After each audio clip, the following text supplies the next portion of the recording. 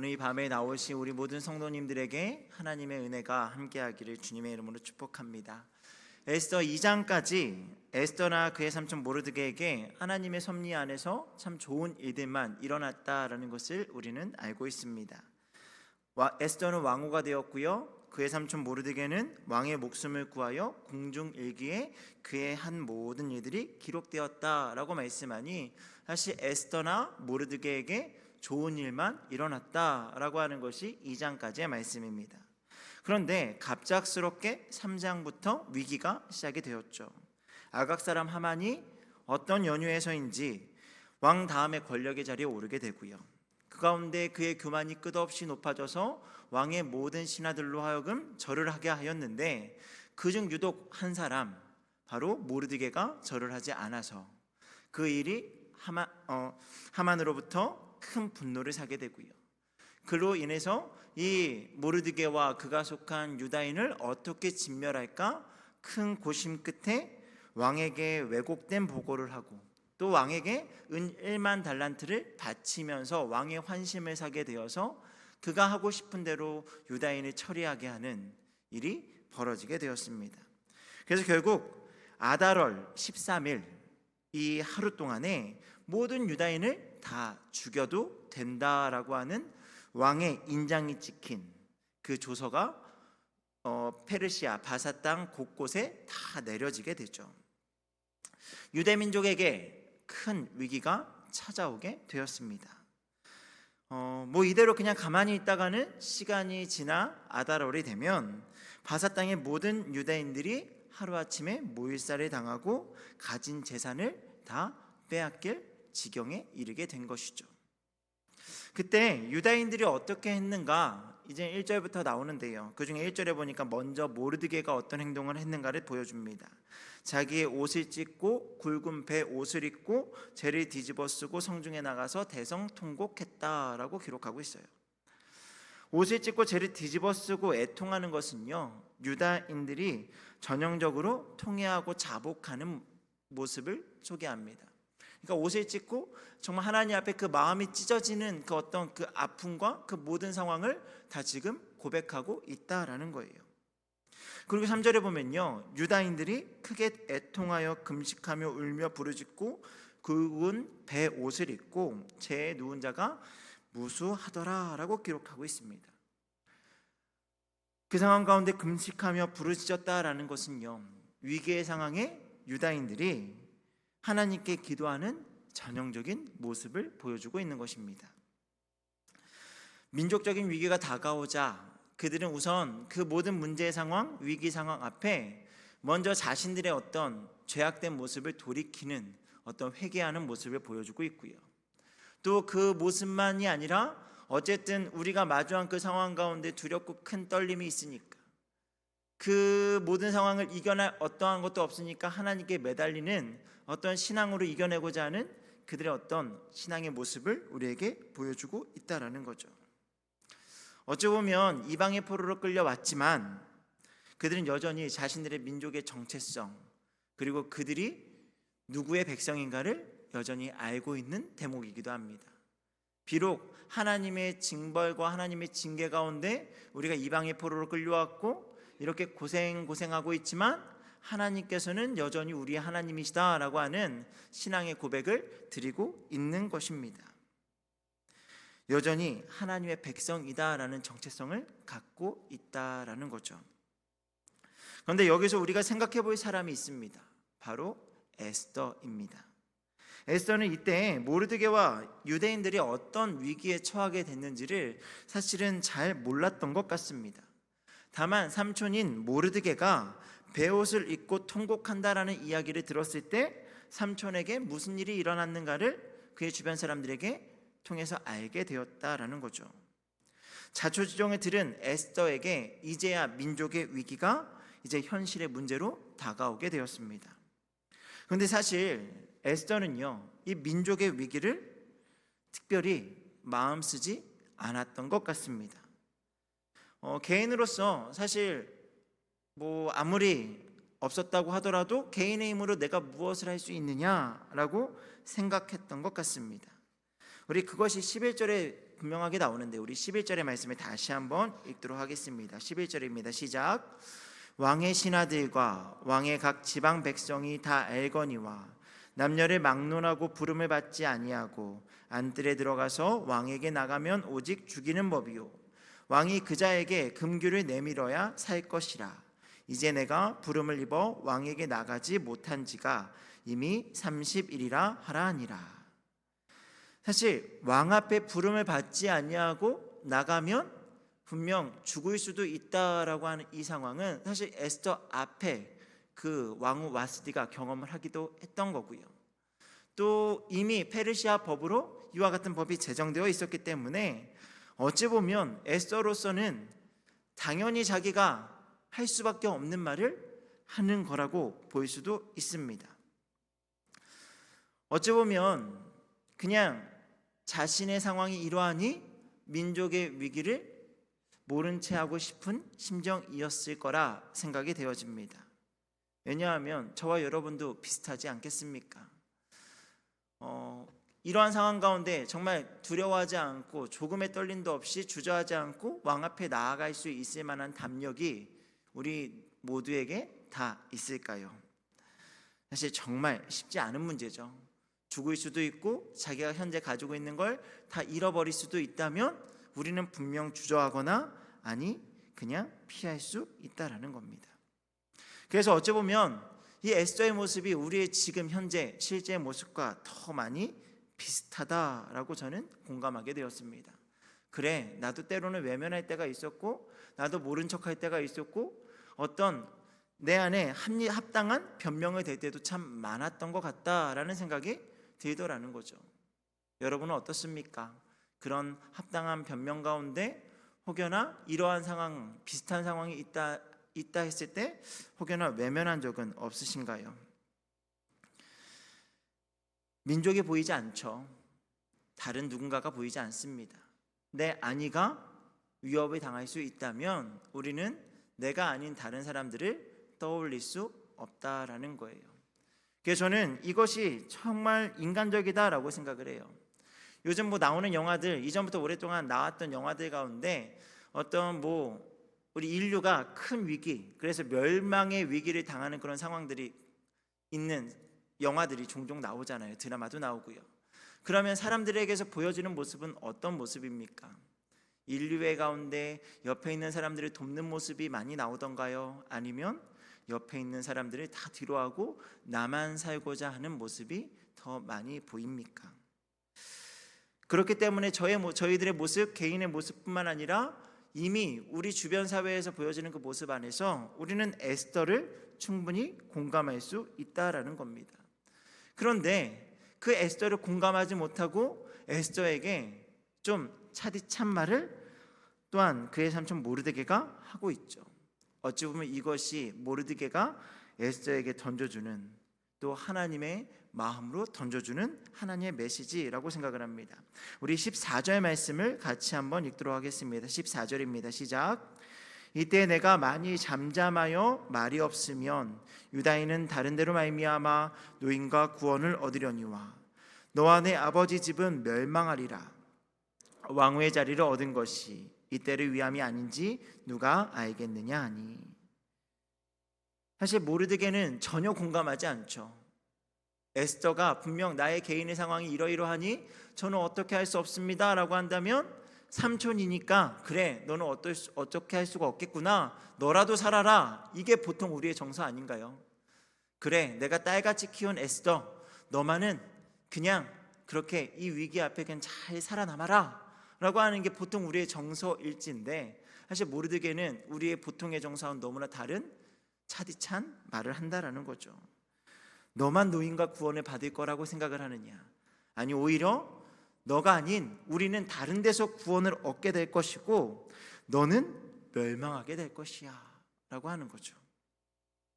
이 말이 에스더의 심령에 꽂히게 되죠. 왕후 자리에서 자기의 안녕에만, 자기의 안전에만 관심을 기울이던 에스더의 심령이 큰 도전을 맞게 되었습니다.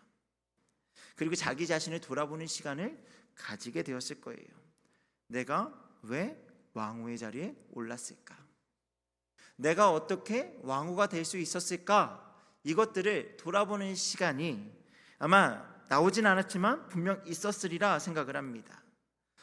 정말 왕후가 될 수 없는 그 확률, 정말 그 바사나라 전국에 있는 미인들을 다 골라다가 그렇게 모여서 훈련을 받고 그렇게 예쁘게 치장을 하고 그 중에서 왕의 눈에 띄어서 왕으로 간택이 되는 그 모든 일련의 과정들, 사실 말이 안 되는 과정이잖아요.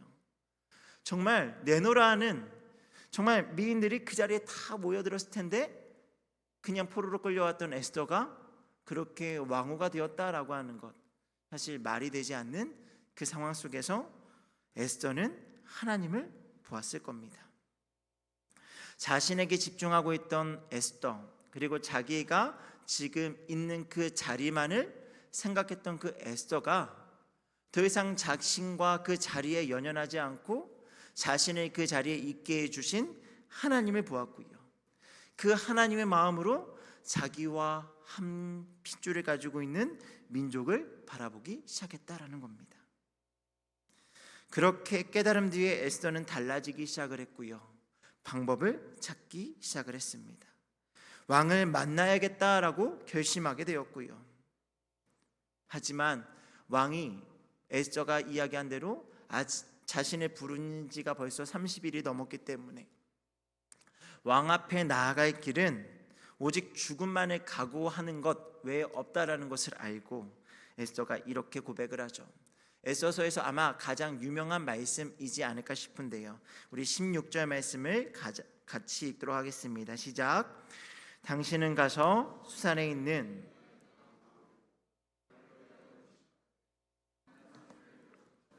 마시도 마소서.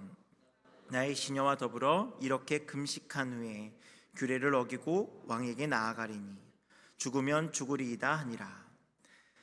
에스더가 왕 앞에 나가려고 마음을 먹고 모르드게와 민족 모두에게 기도 부탁을 하며 그의 결단의 각오를 보여주고 있습니다. 우리가 알고 있는 것처럼, 조금 전에 이야기 나눈 것처럼 처음부터 이러한 각오와 결단이 있지 않았습니다. 하지만 신앙 가운데 도전이 찾아왔고요, 그 도전을 피하거나 외면하지 않았습니다. 하나님 앞에 자신을 돌아보는 시간을 가졌고요, 왕후가 되어 있는 지금의 이 모습이 하나님의 은혜가 아니고서는 절대 불가능하다라는 것을 깨닫게 되었습니다. 그래서 지금까지 인도하신 하나님께서 이후로도 함께 하실 것에 대한 확신이 있었으리라 생각을 해요. 아니, 설사 그의 고백대로 죽으면 죽으리이다 고백하는 그 고백이 거짓된 고백이 아니고요, 실제 죽음을 맞이할지라도 하나님께서 나를 이 자리에 서게 하신 이유가 혹 나 한 사람의 죽음으로 인하여 그것을 씨앗으로 삼아 민족을 구원하고자 하는 하나님의 계획일 수도 있다라는 그 확신 속에 정말 성경 어디에서도 볼 수 없는 전무후무한 신앙의 고백이 터져 나온 것이죠. 죽으면 죽으리이다. 저는 에스더가 사실은 죽고자 하면 살 것이요 살고자 하면 죽을 것이요 해서 죽음을 각오하면 살 것이다 라고 생각하고 이 고백을 하지 않았으리라 생각을 합니다.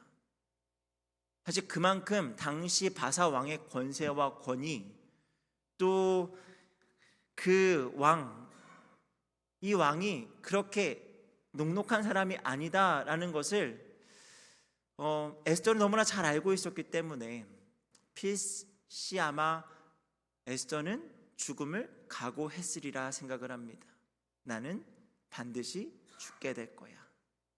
나는 반드시 이 왕후의 자리를 잃게 될 거야.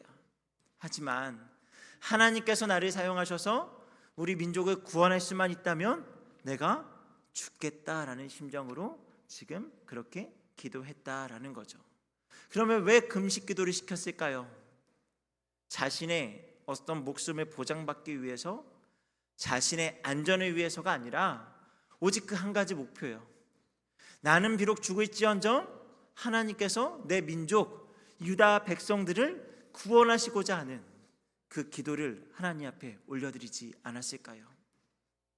아마 그녀의 기도에는요, 하나님, 저도 살고 유대인도 살게 해주세요 라는 기도보단 하나님, 나 한 사람으로 말미암아 하나님께서 제 목숨 하나만을 거둬가시고 이 유다 모든 사람들을 구원하시기를 원합니다.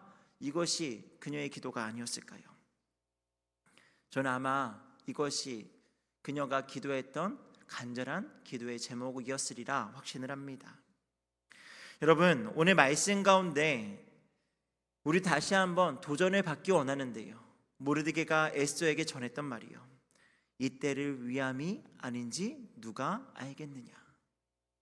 저는 한 주간 이 말씀, 이 한 절의 말씀 때문에 정말 많은 고민을 했거든요. 이때를 위함이 아닌지 누가 알겠느냐. 여러분, 이때를 위함이 아닌지 누가 알겠느냐라는 이 말씀을 들을 때 여러분 어떻게 반응하시겠습니까? 어떻게 대답할 수 있으시겠습니까? 어떤 마음으로 결단하시겠습니까? 저 여러분의 삶의 터전이 주어졌습니다. 물론 그런 일을 구하고 계시는 분도 있을 수 있지만 그래도 대부분 아마 직장이 허락되었고 삶의 터전이 허락된 줄 믿습니다. 그것을 우리는 하나님의 축복과 감사로 여깁니다. 너무나 당연하게요. 그래야만 하고요. 그런데 축복을 감사로만 여길 것이 아니라 하나님께서 왜 나를 지금 이곳으로 보내셨는지 한번 돌아보셨습니까? 그냥 매달 들어오는 그 수입을 얻고 그냥 가정이 유지되는 것, 이것을 위해서 하나님께 나를 이 자리에 세우셨다라고 생각한다면 우리는 한 번 더 이 말씀 앞에 우리 자신을 돌아보아야 한다는 거죠. 이때를 위함이 아닌지 누가 알겠느냐. 하나님께서 우리를 그 자리에 세우신 이유가 무엇이 있을까 우리는 고민해야 된다는 거죠. 우리에게 하나님께서 분명 다 달란트를 주신 줄 믿습니다. 교회 안에서도 교회 안에서 여러 가지 모양으로 그 달란트를 쓰임받고 있고요, 사회 곳곳에서 우리에게 주신 그 달란트를 가지고 우리는 여러 가지 일들을 하고 있습니다. 여러분, 하나님께서 왜 나에게 이러한 달란트를 주셨을까? 우리는 고민해야 되지 않을까요? 제가 요즘 정말 많이 기도하는 기도 제목 중에 하나가, 요즘 뉴스를 통해서 계속 보시는 것처럼 많은 이젠 전공의들이 병원들을 떠나 있는 그 모습, 물론 그 안에 있는 내면의 어떤 여러 가지 모습들과 제가 다 이해할 수 없고 제가 다 알 수도 없습니다. 그런데 한 가지 안타까운 것은 그 일로 인하여서 많은 사람들이 적절한 치료를 받지 못하고 하는 모습은 제 마음에 참 많이 마음이 아프더라고요.